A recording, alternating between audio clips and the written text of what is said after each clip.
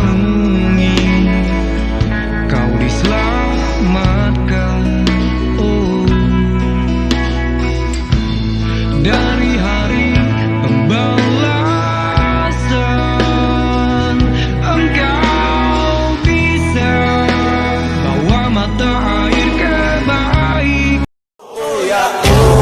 Oh ya bongkar. Assalamualaikum warahmatullahi wabarakatuh, Sobat RH sekalian. Jumpa lagi kita di channel yang keren ini, Keren Cadas ya.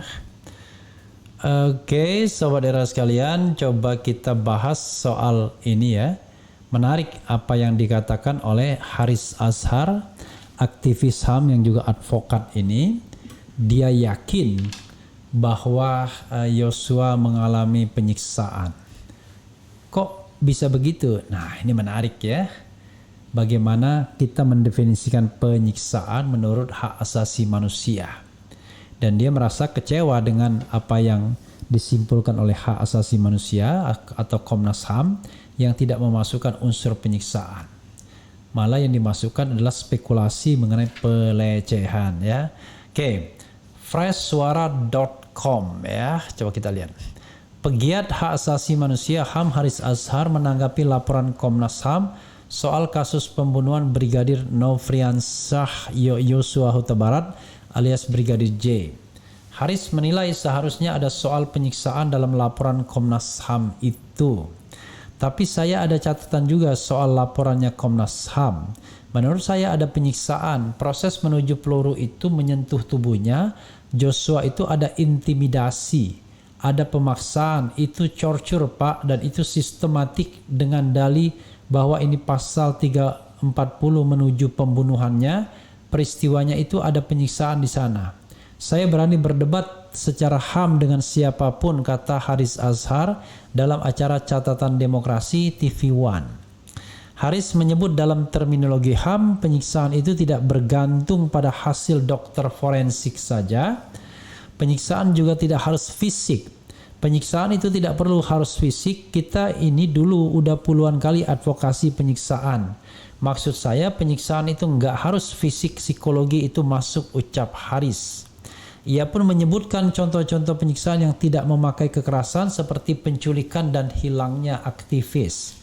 Di rezim-rezim yang bengis gitu ya, orang nggak diapa-apain. Misalnya korban penculikan dan penghilangan aktivis tuh kalau kita baca kesaksiannya, mereka ditaruh di satu ruangan, dipasangi lagu dangdut, itu melulu diputerin, itu kan kayak cuci otak. Nah itu masuk penyiksaan, torture lanjutnya. Kemudian Haris membaca laporan dari Komnas HAM dan merasa kecewa karena dari laporan dari Komnas HAM tidak ada yang menyebutkan jika Brigadir J mendapat penyiksaan. Jadi saya kecewa betul waktu baca laporannya Komnas HAM. Ini lembaga negara kok nggak ngomong penyiksaan. Itu mestinya nongol di situ, muncul kata pengacara tersebut ya. Ya, sahabat daerah sekalian, ini apa ya? Jadi sobat era sekalian, beredar video Ferdy Sambo bentak-bentak ojol dengan tampang sangar. Okay. Jadi sobat era sekalian, itu yang harus kita pahami ya. Yang namanya penyiksaan atau torture itu tidak berarti harus ada luka sayat, ada luka memar dan lain sebagainya. Tapi bisa juga berupa kekerasan psikis, itu juga penyiksaan. Karena itu menurut Haris Azhar tidak mungkin tidak disiksa sebelumnya. Ya, paling tidak sebelum dia meninggal ya ada penyiksaan, ada kekerasan fisik kekerasan psikis minimal yang terjadi ya. Kalau misalnya dijambak ya itu juga penyiksaan misalnya. Beda dengan orang yang memang katakanlah berkelahi, kemudian dari perkelahian yang seimbang itu kemudian ada yang mati. Nah, itu kita tidak bisa dikatakan penyiksaan karena mereka sedang berkelahi dan duel misalnya. Atau mungkin katakanlah pembunuhan dengan cepat ya dari belakang dan lain sebagainya. Tapi kalau dari jarak dekat ada komunikasi ya antara yang membunuh dan yang dibunuh, itu jelas ada penyiksaan dalam perspektif HAM menurut Haris Azhar ya. Itu yang harus dipahami ya. Paling tidak adalah penyiksaan itu adalah kekerasan psikologi. Kalau sebelumnya misalnya dimarah-marahin dulu, dibentak-bentak dulu ya, disuruh mengaku dulu, misalnya dijambak rambutnya misalnya, maka itu termasuk penyiksaan dalam perspektif HAM. Jadi tidak harus penyiksaan itu berupa laporan tim forensik yang mengatakan ada benturan benda tajam atau benda tumpul di luar penembakan. Dan Haris Azhar ini perspektif yang belum dikemukakan ya. Kira-kira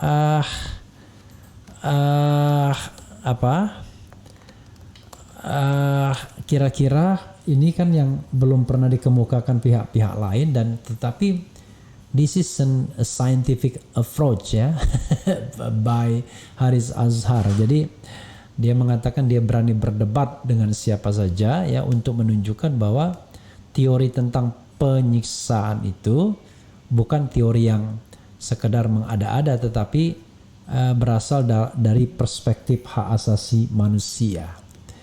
Sahabat era sekalian, orang banyak menyayangkan ya ketika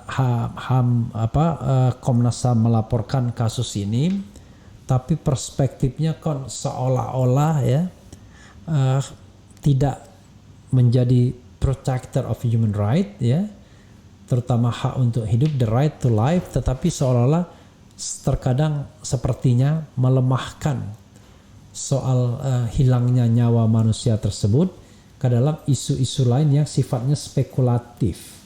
Seperti kata Reza Indragiri Amril, Komnas HAM dan dia sama-sama berspekulasi. Hanya bedanya dia tidak percaya ada pelecehan, Komnas HAM dan Komnas Perempuan mempercayai soal pelecehan tersebut. Setelah memeriksa 4 saksi dan 2 psikolog katanya. Dan 4 saksi itu bisa dipastikan Putri Chandrawati sendiri, ya kan?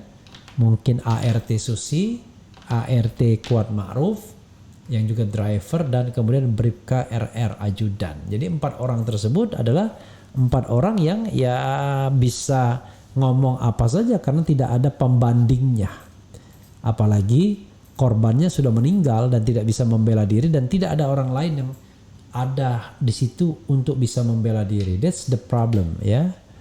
Dan seandainya memang ini diperkuat seorang psikolog misalnya, sejauh mana psikolog itu bisa memastikan bahwa memang telah terjadi pelecehan dari gerak-gerik, dari gesture, dari sikap Putri Sambo. Karena psikolog lainnya, psikolog forensik Reza Indragiri Amril misalnya, tidak melihat bahwa Putri atau PC adalah korban penyiksaan. Jadi berspekulasi juga. Jadi ada spekulasi, dan sayangnya spekulasi ini kok masuk dalam bagian rekomendasi.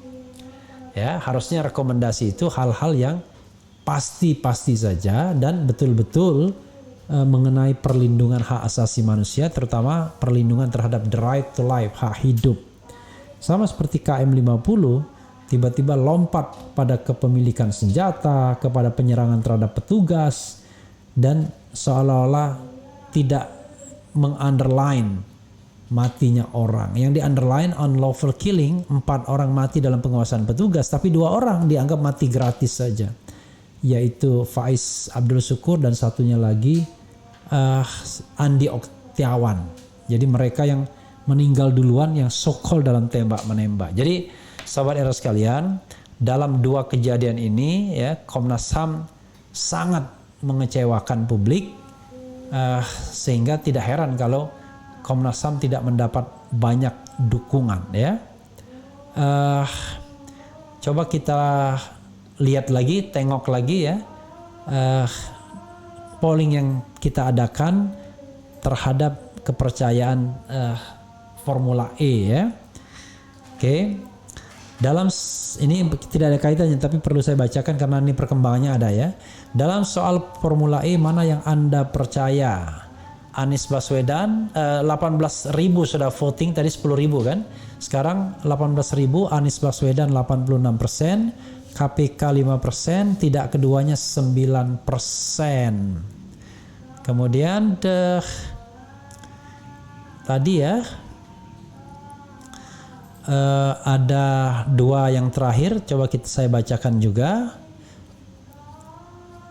yaitu nih, apakah Anda percaya dengan keterangan polisi bahwa lie detector mengindikasikan Kuat Ma'ruf, Bribka RR dan Baradae jujur alias tidak bohong ya?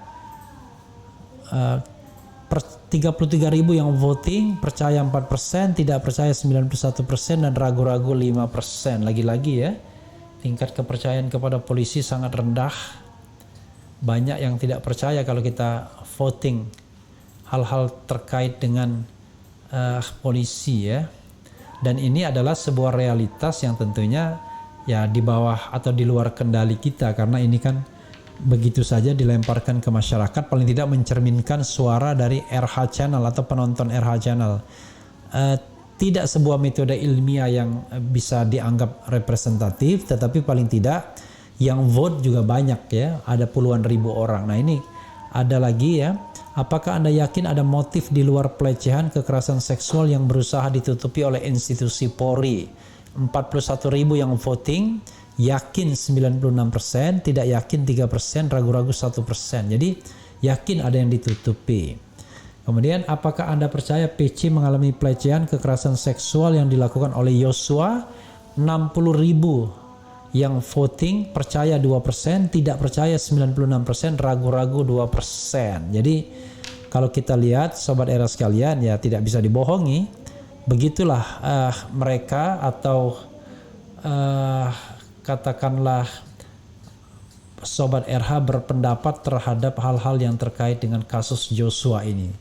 Mayoritas ya bisa dibilang mutlak, angkanya 70, 80 bahkan lebih sering 90% itu tidak pro kepada polisi, tidak pro kepada Sambo, tidak pro kepada PC, dan sangat pro kepada korban yaitu Brigadir Yosua.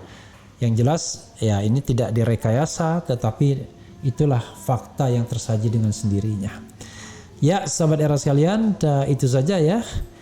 Kita dengarkan satu dari lagu yang sudah bisa di-download di media sosial, platform music di media sosial seperti Spotify dan iTunes atau yang lainnya. Apa lagu kita? Lelaki yang tak miliki hatimu. Wassalamualaikum warahmatullahi wabarakatuh. Ciao.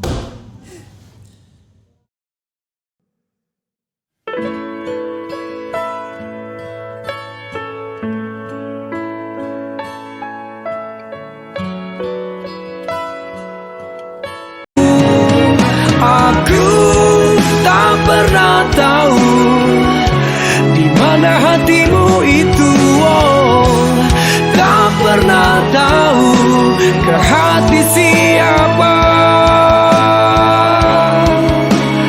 kau berlabuh.